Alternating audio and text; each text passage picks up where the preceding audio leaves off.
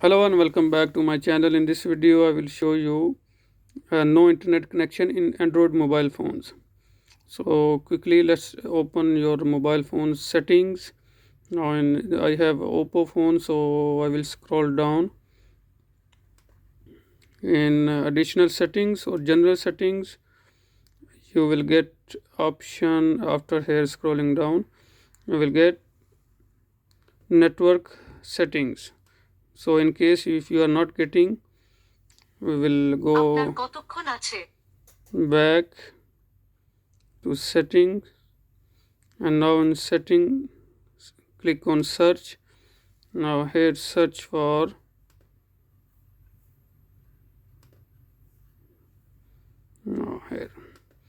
now you will see here reset system settings only. Now in this area what you have to do is simply reset system settings only.